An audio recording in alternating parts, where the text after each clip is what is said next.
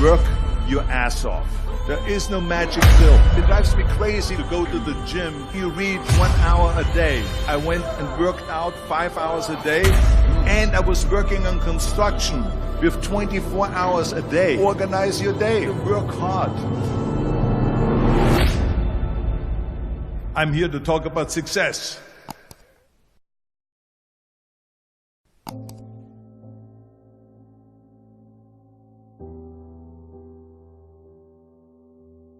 I went to college.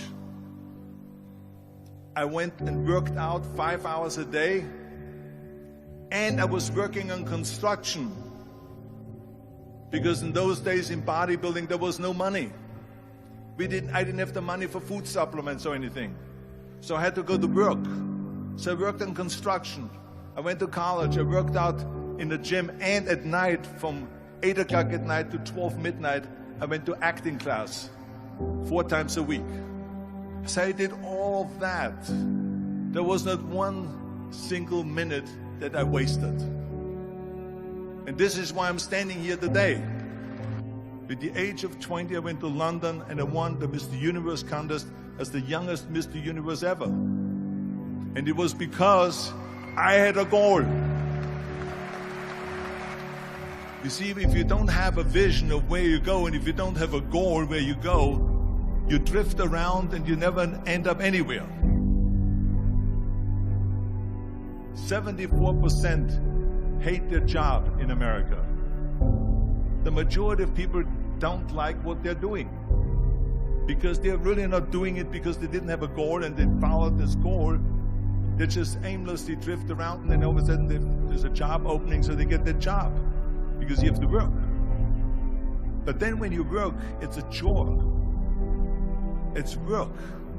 It's not fun. So if you think about, only a quarter of the people really enjoy what they're doing in life.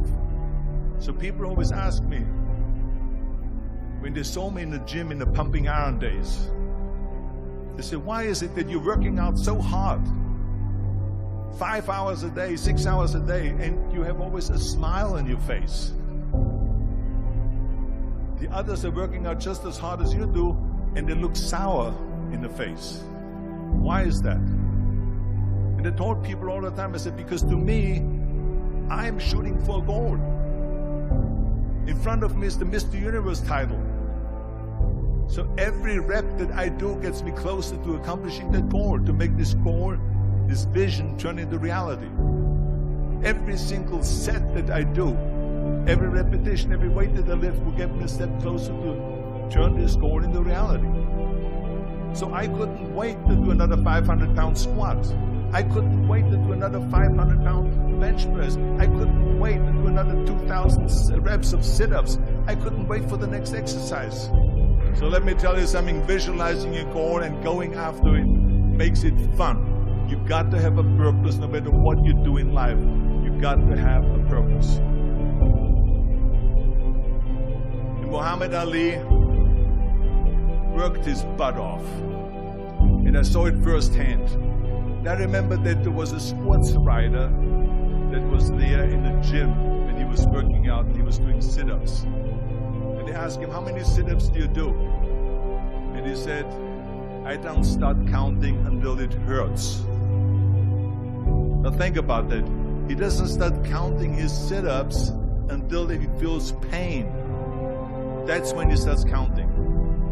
That is working hard. And so you can't get around the hard work. It doesn't matter who it is. Work your ass off.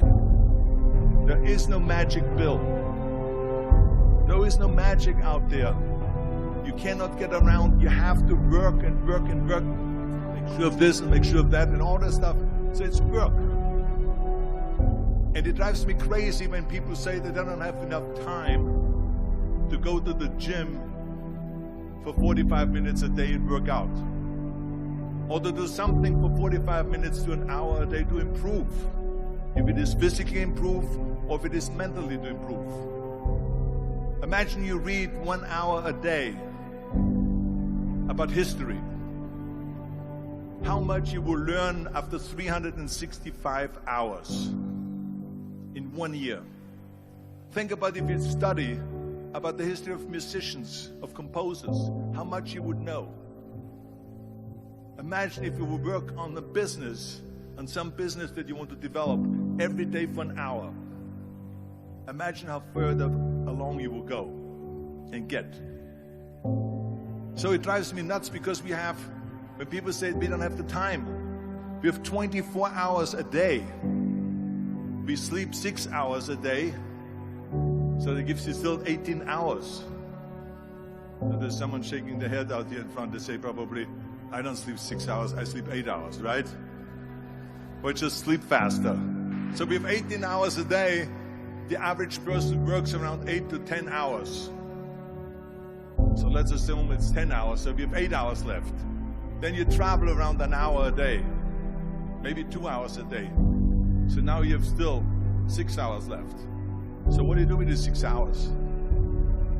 What do you do with the 6 hours? Then we eat a little bit, then we schmooze a little bit, talk a little bit to people and all that stuff. But you can see how much time there is available if you organize your day. So you got to work hard. I hate plan B. And I tell you why. Because we have so many doubters, as I've said earlier, the no-sayers. We have so many of those people that say no, and you can't do it, that's impossible. That is okay, because we just turn off, as I said earlier, and we listen and we hear the no being a yes. You can't do it, you can do it, and all that. So that is possible to do that amongst all the negative people around you. But when you start doubting yourself, that's very dangerous. Because now what you're basically saying is that if my plan doesn't work, I have a fallback plan, I have a plan B. And that means that you start thinking about plan B, and every thought that you put into plan B, you're taking away now that thought and that energy from plan A.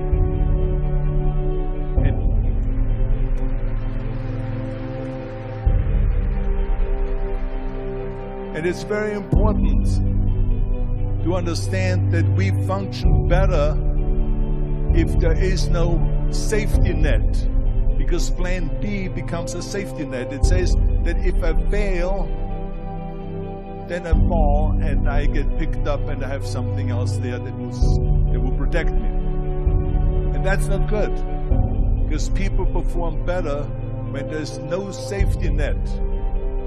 People perform better in sports and everything else if you don't have a plan B.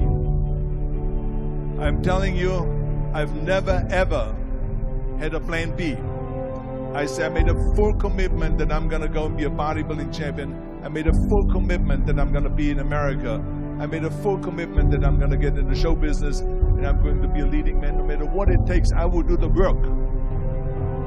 I will do the work over and over and over until I get it. And the same was in politics, in everything like that. So to me, it is very dangerous to have a plan B, because you're cutting yourself off from the chance of really succeeding. And the reason, one of the main reasons why people want to have a plan B is because they are worried about failing. What is if I fail, then I don't have anything else? Well, let me tell you something. Don't be afraid of failing, because there's nothing wrong with failing. You have to fail in order to climb that ladder. There's no one that doesn't fail. Michael Jordan said in one of his interviews, when they said, "You're unbelievable, you're the greatest basketball player of all times."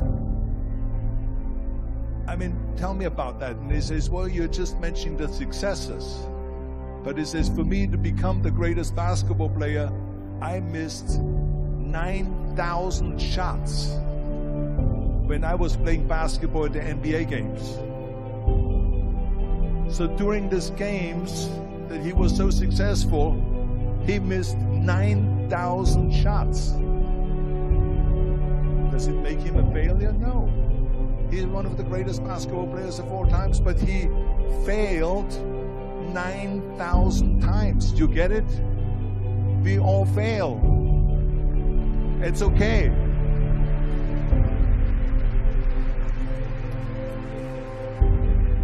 What is not okay is that when you fail, you stay down. Whoever stays down is a loser. And winners will fail and get up. Fail and get up.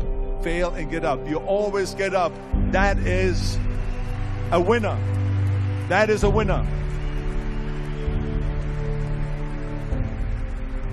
I failed in bodybuilding. I lost bodybuilding competitions.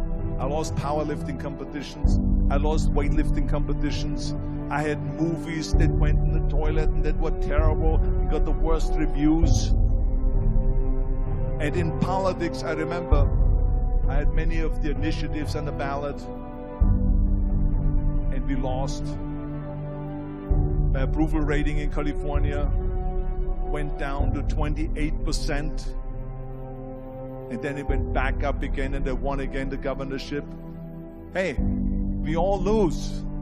We all have losses. This is okay. And this is why I say don't be worried about losing, because when you're afraid of losing, then you get frozen.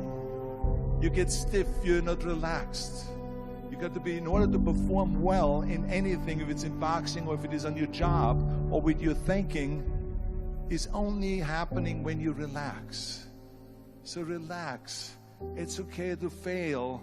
Let's just go all out and give it everything that you got. That's what it is all about. So don't be afraid to fail.